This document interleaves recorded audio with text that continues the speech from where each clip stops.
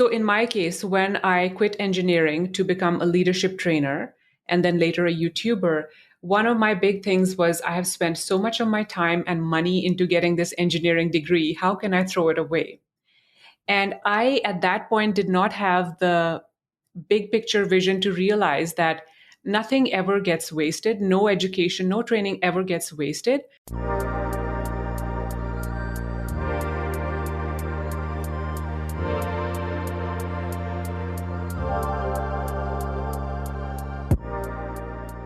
Welcome to Living Once Twice, a lifestyle design and personal adventure podcast. My name is Justin. Come with me as I'm here to help you chart your course for creating the fulfilling life you desire. Join me as every Wednesday we'll dive into the inspiring guest stories, remarkable science, and useful strategies to help you create the momentum you need to take action towards designing your dream life. Remember, your dream life is waiting for you. It's time to go for it. You deserve it.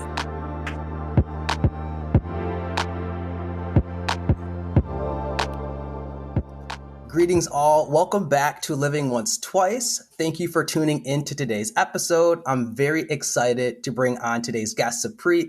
Supreet is an entrepreneur, personal development coach, leadership trainer, and content creator. As host of the YouTube channel Grow with Supreet, Supreet empowers her audience to grow, learn, and expand outside of their comfort zone. Through sharing inspirational, educational, and easy to digest videos, you can also grow with Supreet as she covers various topics including meditation, self-love, personal development, parenting, and so much more. Supreet, welcome to the show. How are you? I am great and I am pumped to do this with you, Justin. Thank you for having me. Yes, thank you for being down for this. Super excited. And before we dive into your story and the great insight that you have to share with not only our listeners, but our viewers, I want to give the folks some context because I discovered your work when I was researching the book by Jay Shetty, Think Like a Monk. Coming across your YouTube channel, I found your videos very insightful and just such a wonderful creation of how you go about creating your content. And so as I got to dive more into your journey, I reached out to you.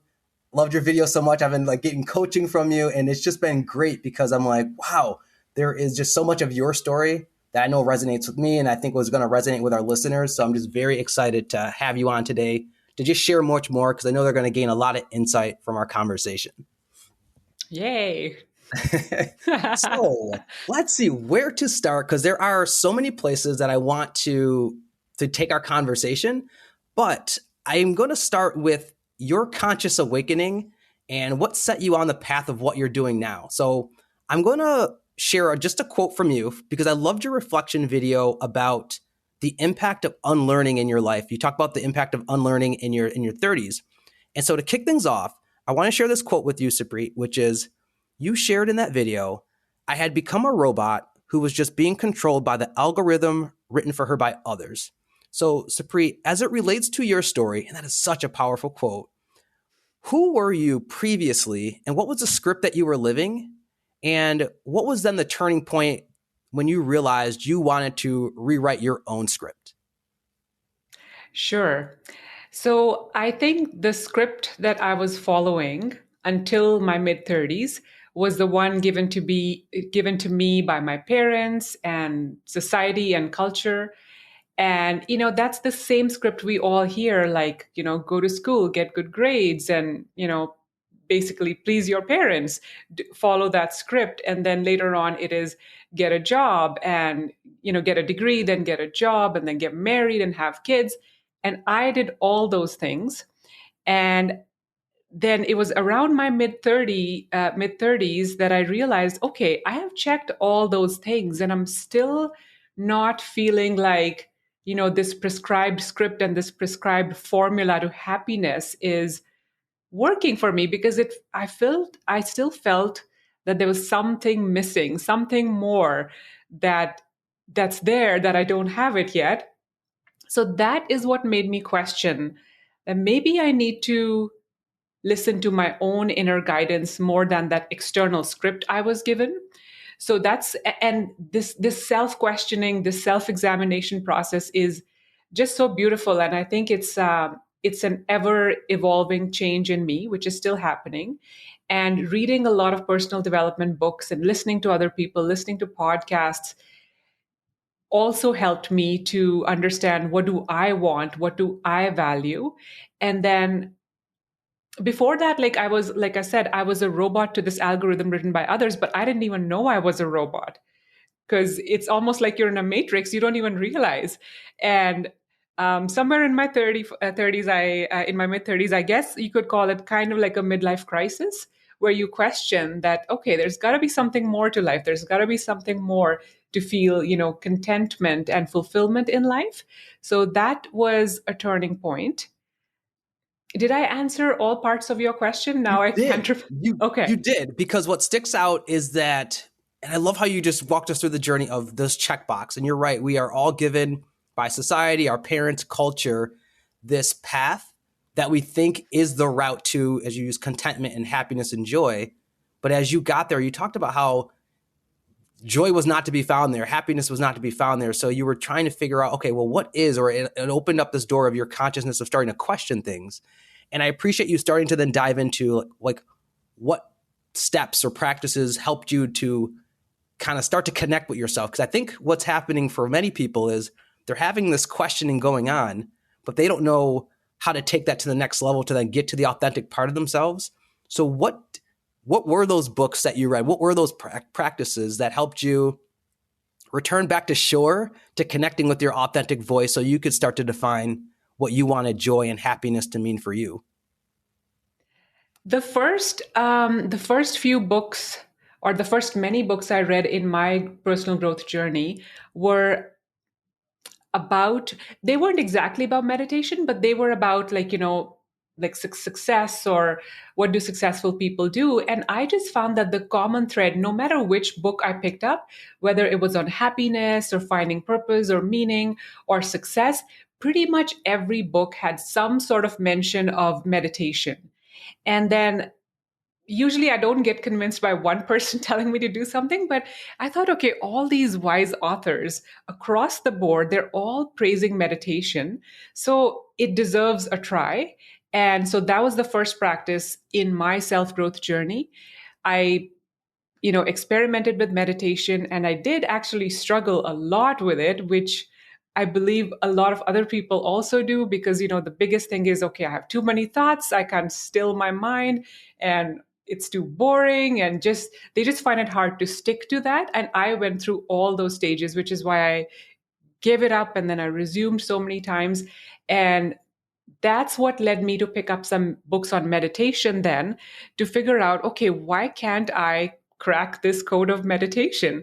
And I'm so thankful to those first few books. And one of them comes to my mind is Meditation for Fidgety Skeptics. That was exactly the book I needed, because I did not want to approach meditation through a religious or spiritual point of view. I just was looking at it like a mind training tool. And uh, being an engineer, coming from a scientific background, that is the book that connected for me and helped make meditation easy for me. And it also removed a lot of my preconceived um, things about meditation which were wrong. So, for example, I used to think I'm supposed to empty my mind, and that's not the case. I also used to think that at the end of every meditation session, I should feel relaxed. So I had very high expectations, and I was approaching meditation with the same mindset that we have with other pursuing other goals in life, which was, striving and straining and very results focused. And that book, in addition to some other books, helped me realize that with meditation, it's a whole different game. The mindset that you go into it has to be different. You can be, it's not about striving and achieving and judging the results of your meditation session. It's more about just sitting and watching things, observing your thoughts, and observing your thoughts without judgment, and just letting things happen. And slowly, when you do that over and over, you begin to see benefits in your actual life, like you're more calm or you're more focused. And people will, your loved ones, your friends will tell you, hey, I see that you're a bit you're agitated less easily, or you notice that you're for yourself too. So this would be my first step and the first action I took after reading those books. And this also helped me to understand who am I and what is the script that I want to follow, because meditation is great for self-awareness. So it's not that, like, it's cause and effect. So meditation helped me with that. Um, and that confusion of, okay, what am I doing? What is my purpose in life? So that confusion point led to me looking into meditation, but meditation also helped me to clarify that, yes, I was following a script written by others. This is great. And I appreciate you helping to debunk some of the misconceptions about meditation that you're supposed to just continue to be clear-headed, or there's a certain way to do it. And you talked about being an observer to your thoughts. And it sounds like it allowed you to start to pick and choose what was resonating with you, of, once again, how you wanted to design your life, and in creating that more self-awareness. So speaking more about those breakthroughs. So as you started to define, I guess, what definitions started to then resonate with you, Supreet, of what does happiness, what does joy look like to you? Like, were there some of those breakthroughs that you were able to then clearly define that? I would say I'm still in the process of that. I'm a lifelong learner. I haven't arrived anywhere. I'm just, learning and growing every day. But to me, like, if you ask me today, what is happiness and joy for me? It is doing something meaningful and purposeful where I feel like I'm helping others. That is a big part of it. And also just enjoying the simple things in life and enjoying the present, whatever the present is, enjoying it. So it could be, something as simple as a delicious meal, a shower, just like being in the moment, instead of just like, usually our thoughts are never in the present. So reminding myself to, okay, just be in the present and enjoy it. And that could mean just enjoying with my senses, right? So with food and with shower, like just being in my body and enjoying that experience. And gratitude is a big part of happiness for me. I have a gratitude journaling practice that I've been doing for many years, and I feel that it is making me happier, because no matter what deep troubles you're in, you can always find something to be grateful for. So all these things, gratitude, being in the present, and looking for, meaning in helping others, service, I think those would be the components of happiness and joy for me. So much of that resonates and with me. And I want to kind of unpack each of those a little bit, because I think with the gratitude and the being present, a lot of us don't think about how the simple things lead to joy. We think that it's the title that we have, the degrees we hold. We live in a social media world, so we have so many of these inputs coming in that kind of distort what easy things can bring us joy. And then going to the point you talked about of being able to start to clarify meaning and purpose. One of the things that I've also heard you talk about is, for many of us, we could have this sunken cost mentality, or this limiting belief that we think, well, and you kind of described this with your story, you've gone down a path. Well, I'm too far gone down this path now. I've got kids now. I've got responsibilities. I've got bills. I don't know if I have the time or the ability to go back and rediscover myself. So I guess, what would you offer to someone who does feel that they've already invested too much time down this path that they're already on, that it's too late to go back to start to rediscover purpose and joy, or to reconnect with things that they think might bring them that?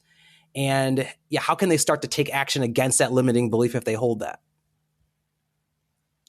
I think I would say two things. The first thing is, a limiting belief that can help us stay stuck in our present situation or career would be that if I make a change, it is not reversible. So let's say you're in a career and you're hesitant to switch because of, financial reasons. You're not sure if you would make it. who says that you can't go back? You can, like, let's say you tried something for 6 months, a year, and let's say it didn't work out, or let's say you didn't like it as much as you thought you would. Because many times when we turn a hobby into a business, it can suck the fun out of it. And we might realize, you know what, I thought this would be for me. I thought I could do this every day, but I can't. So just try it for 6 months, 1 year. And if you feel like you're not enjoying it, or maybe it's not financially viable for you, you can always go back to your previous job. I know someone who, because she was a mom and she had her kids, she came back to her work as an engineer after a 7 year gap, and they hired her. Because it's like biking, you don't forget it. Your employer is not going to say no, we can't hire you based on your past record.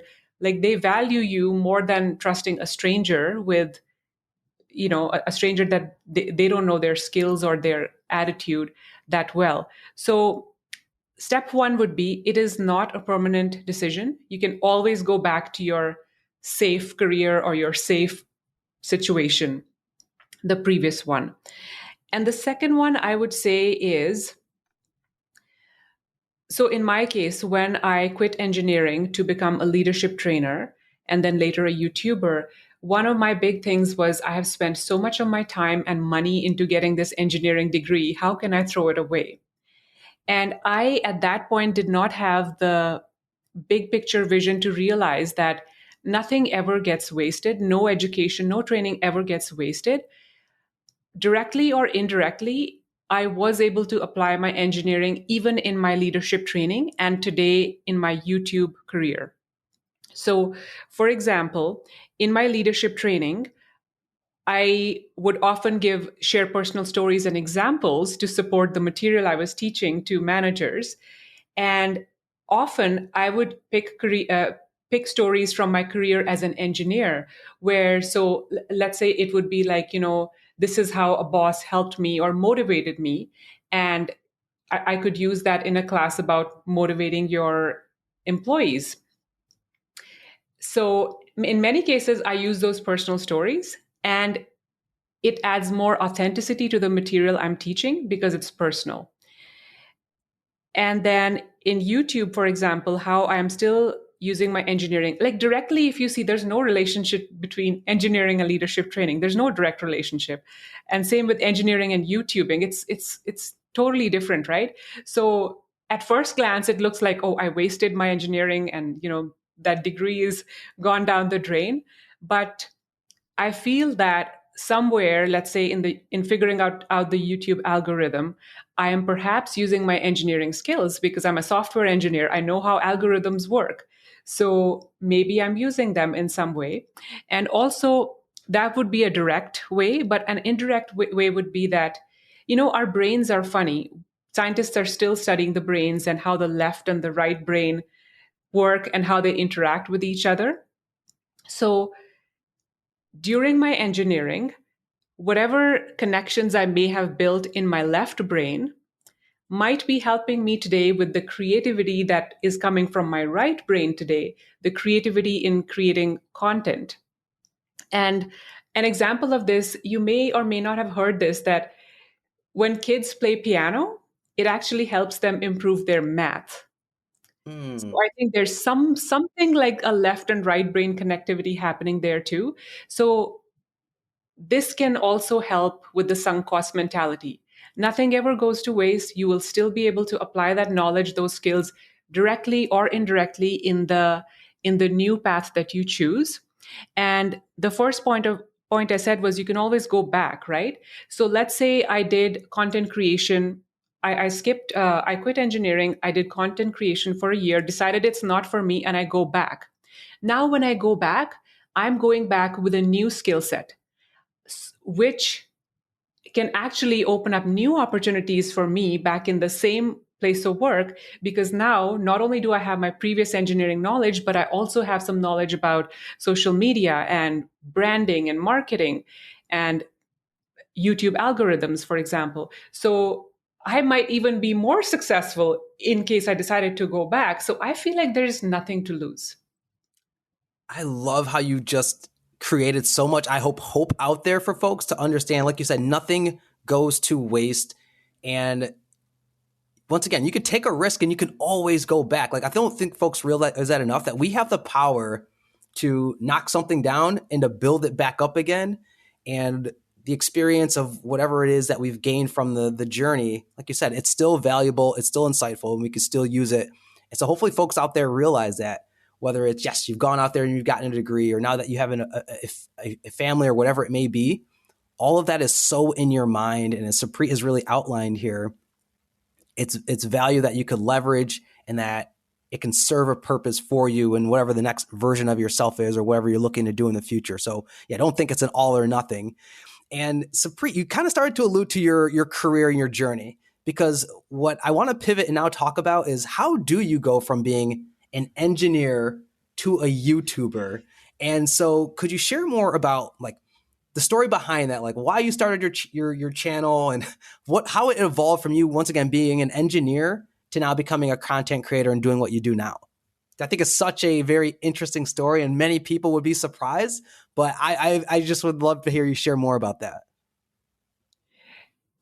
I practiced as an engineer after I got my degree. I worked as an engineer for about 6 or 7 years, depending upon how you include my mat leaves during that time.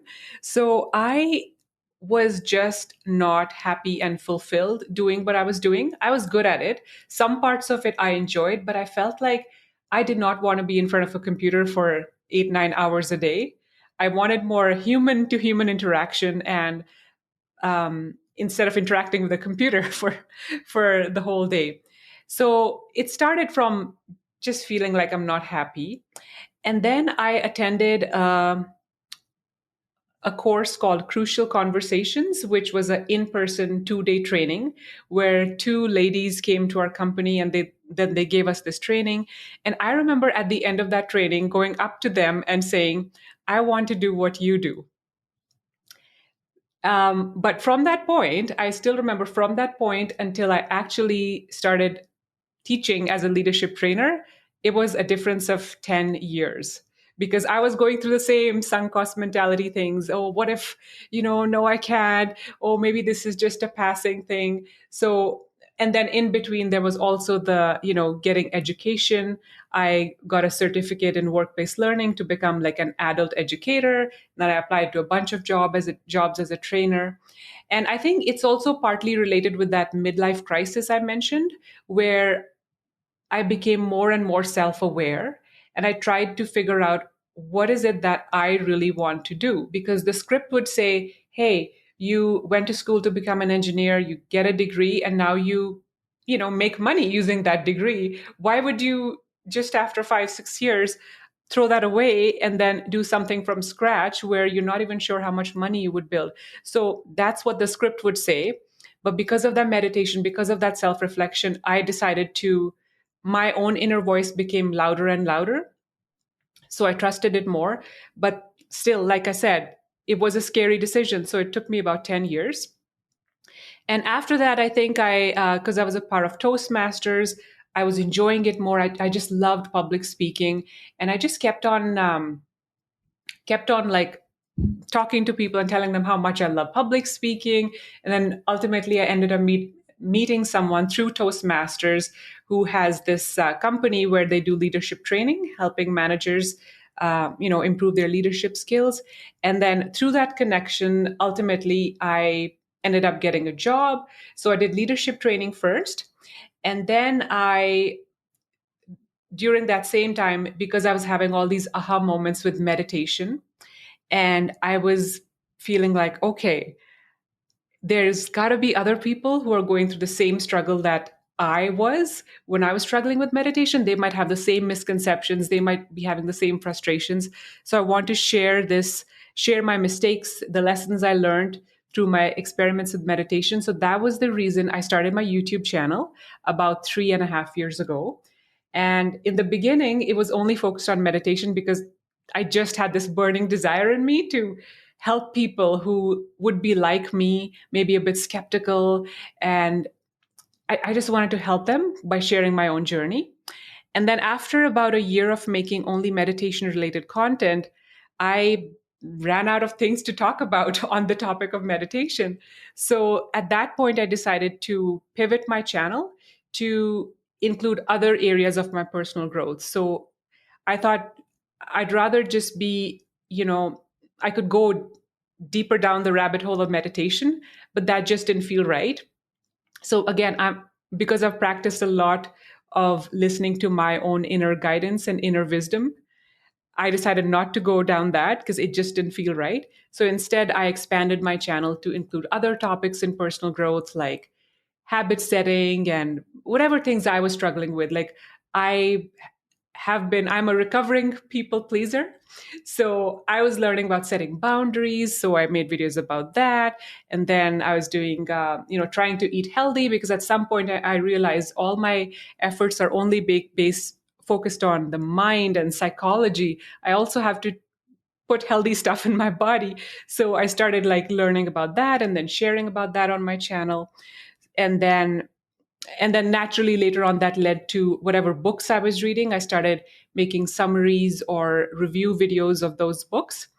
And that actually helped me a lot too, because they say when you teach something to someone, the best way to learn something is to teach it to someone else.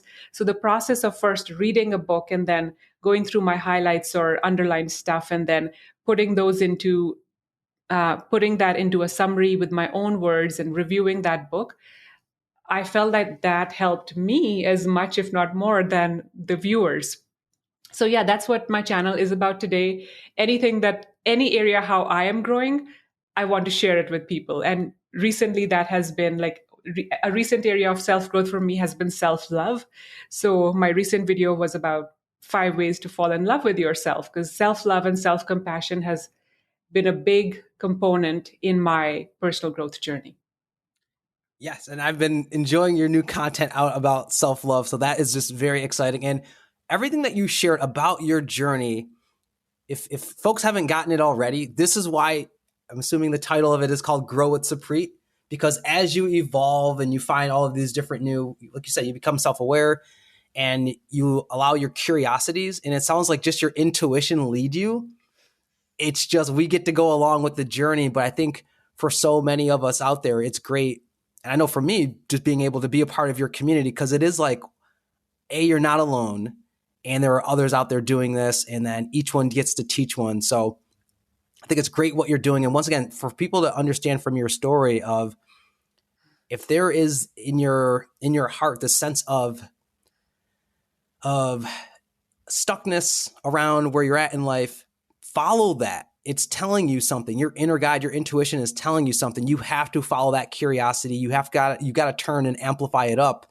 And Supreet's giving you some different practices on which to do it. But as you find, it might take some years, but as you go down that path, you will unlock different areas to explore, which will bring you joy, which will feed your spirit.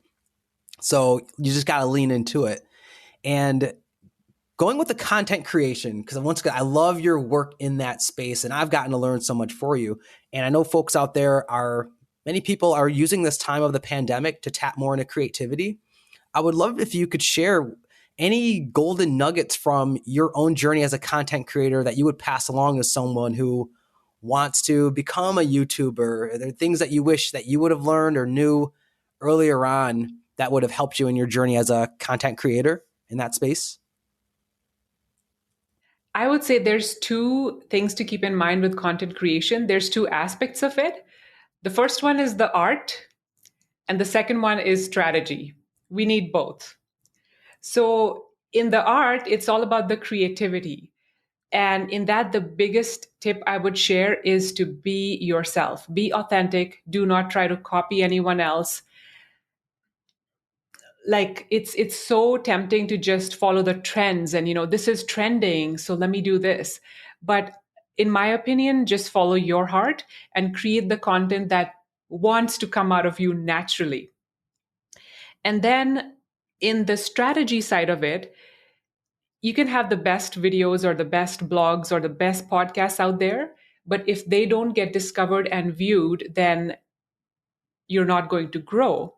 So that's where the strategy bit comes in. You have to learn about the algorithms. You have to learn about, in the case of YouTube, you have to like optimize your videos, which means you pay attention to designing your thumbnails and the titles and the descriptions. And you figure out these ways of how to make sure your videos will be presented to a lot of viewers so they get viewed. Because otherwise, your video is buried in a sea of billions of videos and it might never get any views. So, to balance both these aspects, the art and the strategy, is something I wish I had known when I started. No, I appreciate you just sharing that. The importance of being authentic, be yourself, because someone has shared with me, being authentic never goes out of style. So if you can continue to do that, that's what people want to see. And then the strategy piece of how important. And speaking of strategy, for some folks, because once again, you wear a lot of hats.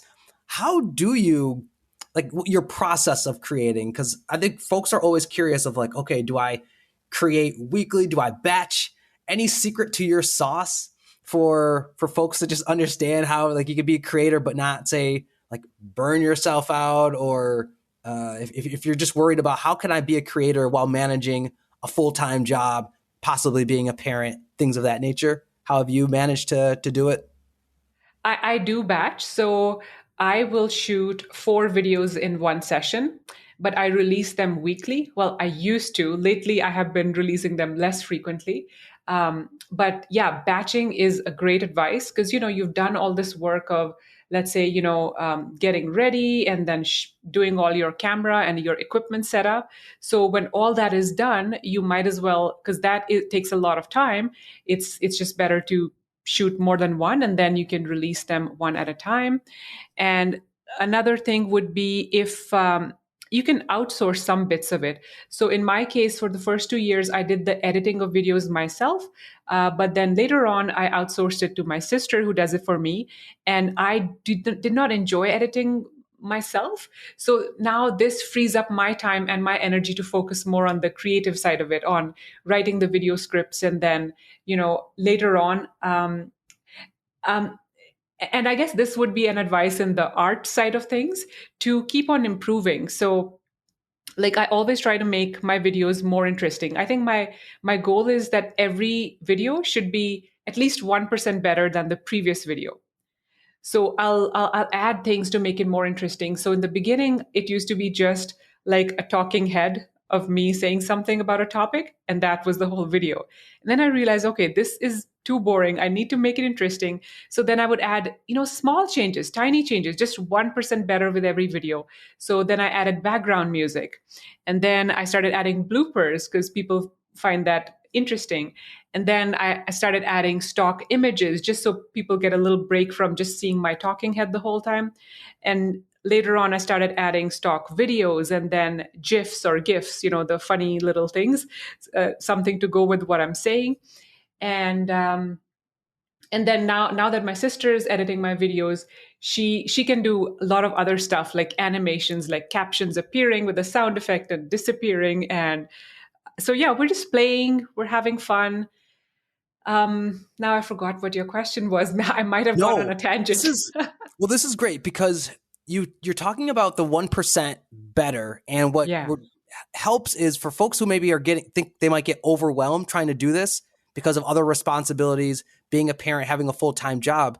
Hopefully what they're pulling from your advice is that start where you're at, and over time you can continue to build and get 1% better, because none of this has to necessarily happen overnight. Otherwise you just kind of overwhelm yourself, you drain yourself, and then you just don't take action.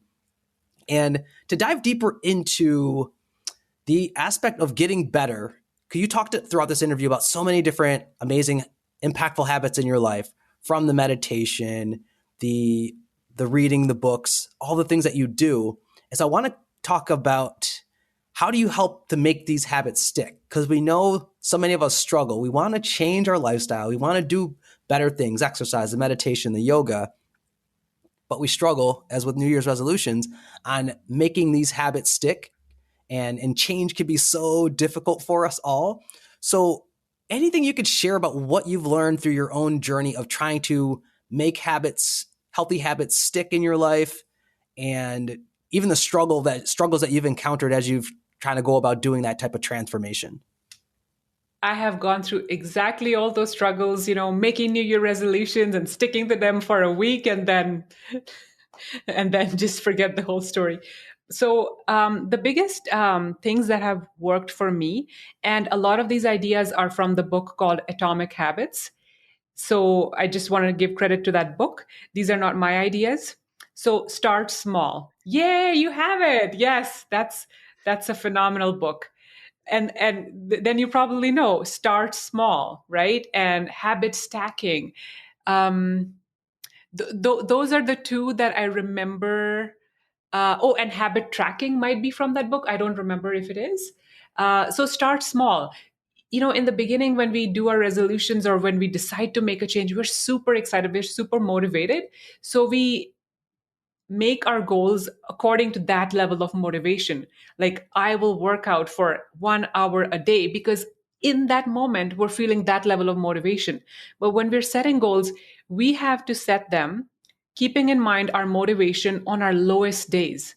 So instead of saying, I will work out for 1 hour a day, what's the bare minimum that you can do, even if you're not feeling like it at all, when you just want to not even get out of bed. So let's say for me that would be 5 minutes of light workout. That's what I could do if I'm not feeling like it at all. So that's what I would set my starting goal as, because in the beginning you want to build consistency and momentum. You just want to see on your calendar that there's check marks. There's like, you did workout. Doesn't matter if it was for 5 minutes, but you did it. And then once that consistency and momentum builds, then you slowly increase it to 10 minutes and 15 minutes. So start small. And then habit stacking, if you already have an existing habit, you stack something on top of it, because then it just builds into the flow automatically, and there's less resistance and less reason to skip it. For example, when you're brewing your morning coffee and it takes a minute or two, in that time, you could do a plank or a push up.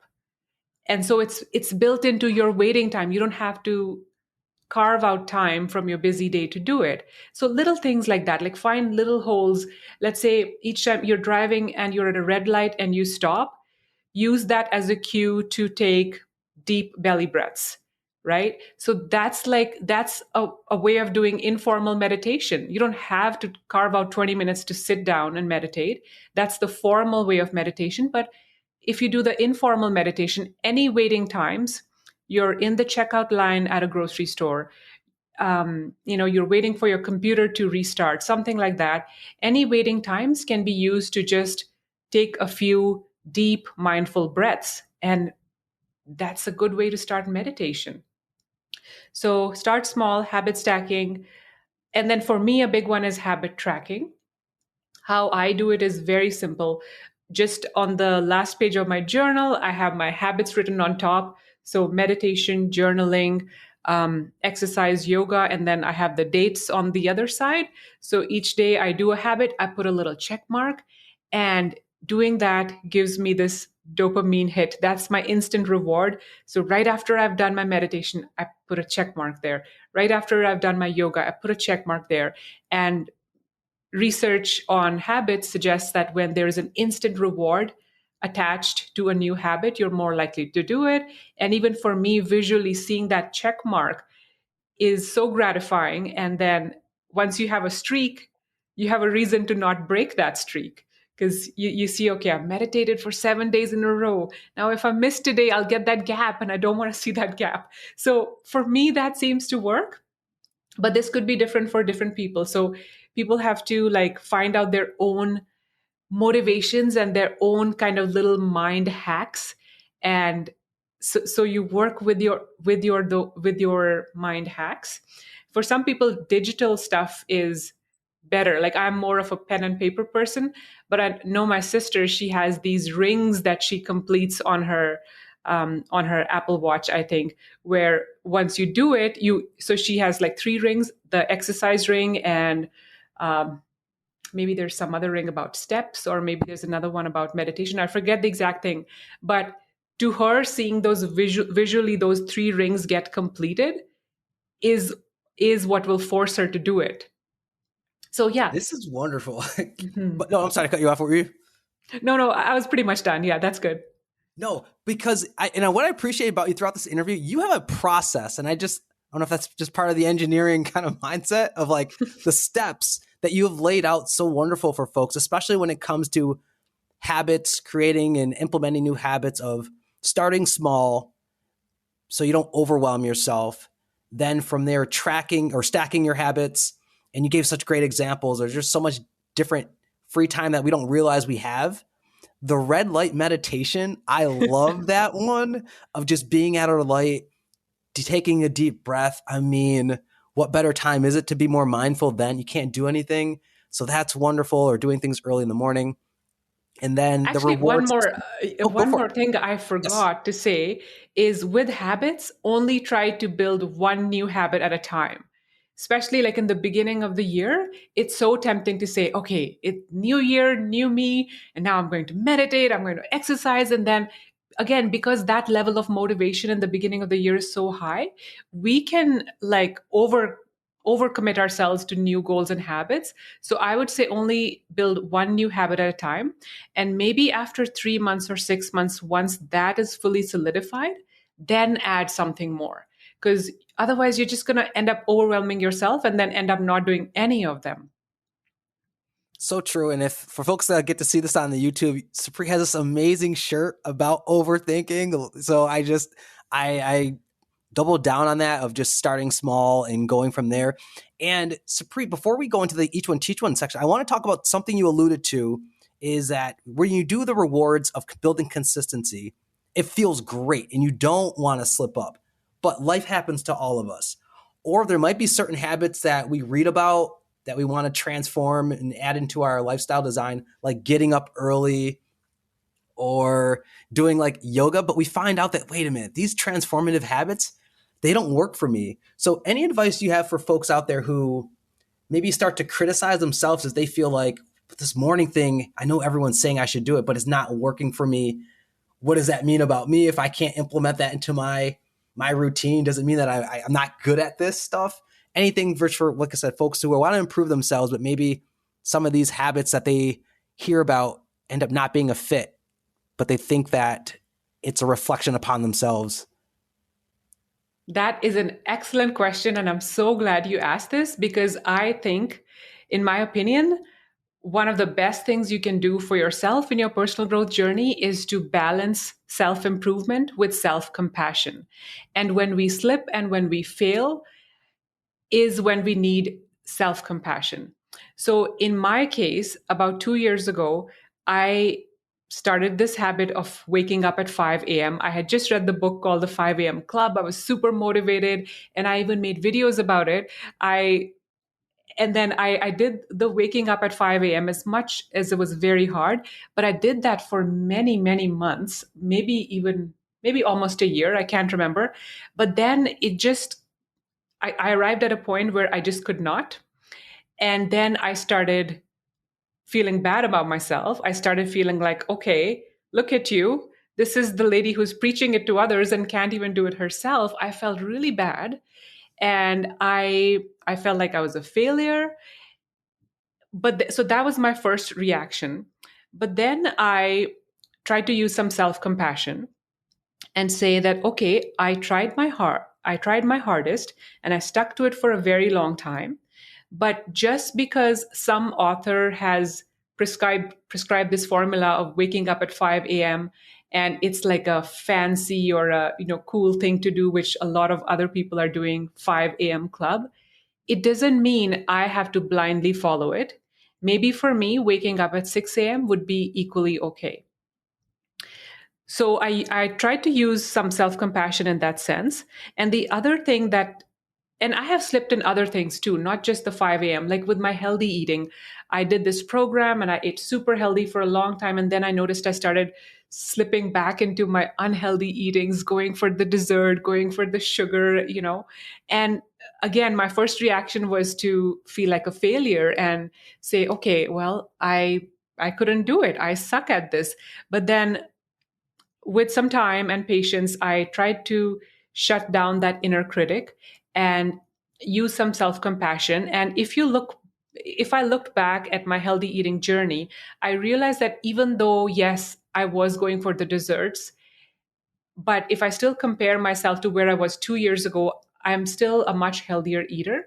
So sometimes our self growth journey can be two steps forward, one step back, two steps forward, one step back. But if you zoom out and look at that big picture, you're still going forward one step at a time.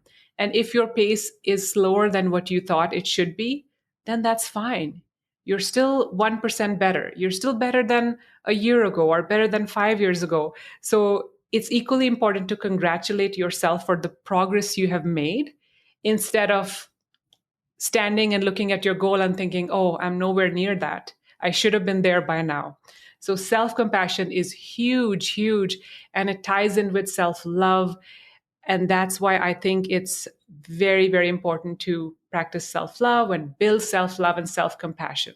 Because we can be our own worst critics and be so hard on ourselves. And that actually comes in the way of making progress. Oh, this is good. This is good. In terms of everything you're sharing about how we should think about the long game when it comes to these things of the progress that we've made and that we're not the person that we were a year ago or 2 years ago, and the importance of that helping to recenter us and give us some perspective. I think that is totally right on. And then, yes, if all of these socially media promoted habits aren't really transformative and working for you, that is okay. It is not a indication of your identity as a person, and so we shouldn't take it that way. And I think that is wonderful that you have a video that explains that and talks about it, and you're just emphasizing it again here. And then before we get into each one, I have to, because you talk about one of my favorite topics of my own like learning journey, healing journey, which is self-love. And yeah, what opened you up to start going into that direction now with your content? Because I'm very curious to know that, because I feel like that's such a foundational element to transformation that many of us, I myself am a recovering and working people pleaser, and certain things that weren't aligned with practicing self-love. So just wondering, like, what opened you up to now start taking your content in that direction? A lot of my inner work and inner healing, self healing that I have done over the last decade in my 30s um, has been happening through either meditation or journaling. And it's so funny. It's the moments where I felt the worst, where I broke down, where I cried, and then maybe the next day I journaled about it. My biggest aha moments have come from those moments. So like this actually happened recently too, where I just had a very hard day and I just felt like, okay, you know what, even with all the stuff that I say to others to motivate them, I also have days where I just break down and I think life is too hard. And then but then usually what happens the next day after I have, processed my feelings and cried it out, I will journal and then I will go through, okay, what happened? What triggered me, or what was the circumstance, or what did the person say? And during that journaling, I would usually come to some insights about where I still need to work. And self love was one of these things for me. So when I was feeling like, okay, I wasn't appreciated or I wasn't made to feel special on my birthday, let's say, and then I'm like, why am I looking for others to make me feel special? Why, like, do I lack something? Do I feel that I'm not enough?